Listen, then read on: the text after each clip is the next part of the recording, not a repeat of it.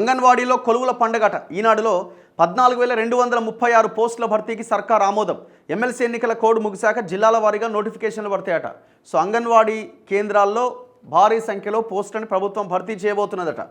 Anganwadi teacher పోస్టులు 6,399, helper పోస్టులు 7,837 కలిపి మొత్తం 14,236 పోస్టుల భర్తీ దస్త్రంపై మహిళా శిశు సంక్షేమ శాఖ మంత్రి సీతక్క శనివారం సంతకం చేశారు.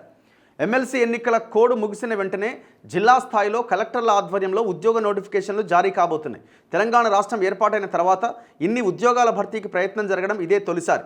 చిన్నారులు, గర్భిణీ స్త్రీలు, బాలింతలకు నాణ్యమైన పౌష్టికాహారం, చిన్నారులకు పూర్వ ప్రాథమిక విద్యను విషయం ఏంటంటే ఈ ప్రాథమిక ఈ అంగన్వాడీ కేంద్రాలు వాటికి బిల్డింగ్స్ ఉన్నాయా, వాటి పరిస్థితి ఏందన్నది ఒకటి, ఇస్తున్న ఫుడ్ ఏంటి, అక్కడ ఎట్లాంటి పరిస్థితులు ఉన్నాయన్నది కూడా ఒకటి చూడాలి. ఇప్పుడు మీరు ఓన్లీ ఉద్యోగాలు మంచి విషయం ఇది, నిరుద్యోగులకు కొన్ని ఉద్యోగాలు వస్తే అక్కడ ఉన్న మహిళలు బాగుపడతారు, ఆ విలేజ్లో ఉన్న వాళ్ళు బాగానే ఉంది. కానీ అదే సమయంలో ఆ మెయింటెనెన్స్ ఏంటి, అందులో ఏ భోజనం కానీ మిగతా వాటి విషయంలో, టీచింగ్ విషయంలో కానీ ఆ పిల్లలకి ఏం చెప్తున్నాం, ఇది చాలా ఇంపార్టెంట్.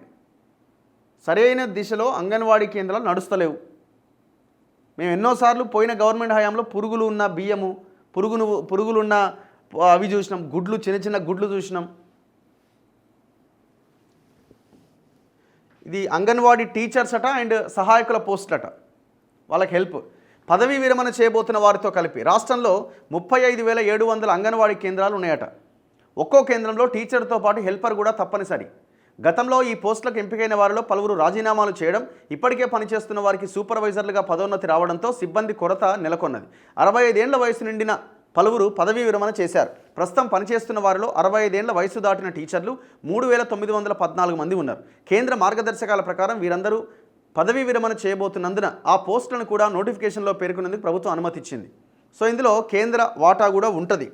ఇంటర్మీడియట్ అర్హత తప్పనిసరి. గతంలో అంగన్వాడీ టీచర్ పోస్టులకు కనీసం 10వ తరగతి పాస్ అయి ఉండాలి అన్న నిబంధన ఉండేది. కేంద్రం జారీ చేసిన నూతన మార్గదర్శకాల ప్రకారం టీచర్తో పాటు హెల్పర్లకు కనీసం ఇంటర్ పాస్ అయిన అనుభవం ఉండాలి. దీంతో ఇంటర్మీడియట్ అర్హతను తప్పనిసరి చేయబోతున్నారు.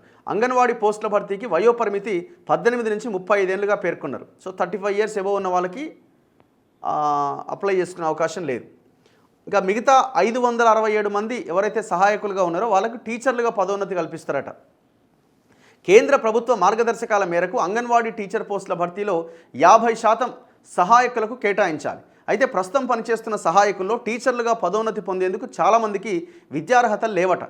ఇంటర్మీడియట్ పాస్ అయిన హెల్పర్లు 567 మంది మాత్రమే ఉన్నట్లు శిశు సంక్షేమ శాఖ గుర్తించింది. వారందరికీ పదోన్నతి లభించే అవకాశం ఉంది.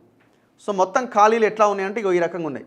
పదవీ విరమణ చేయబోతున్న వాళ్ళు 3,914 మంది, టీచర్ పదోన్నతులకు అర్హులైన సహాయకులు 567 మంది, ఖాళీగా ఉన్న అంగన్వాడీ టీచర్ పోస్టులు 1,918, ఖాళీగా ఉన్న సహాయకుల పోస్టులు 7,837. మొత్తం వీళ్ళు నోటిఫికేషన్ ఇచ్చి భర్తీ చేయబోతున్నది 14,236 పోస్టులు, టీచర్లు అండ్ సహాయకులు కలిపి. ఏ జిల్లాలో ఎంతమంది, ఎన్ని ఖాళీలు ఉన్నాయి, ఈ లెక్క కూడా చాలా క్లియర్గా వీళ్ళు రాశారు. టీచర్ పోస్టులు, పదవీ విరమణ, పదోన్నతుల ఖాళీలు మినహాయించి ఈ లెక్కలు ఉన్నాయి.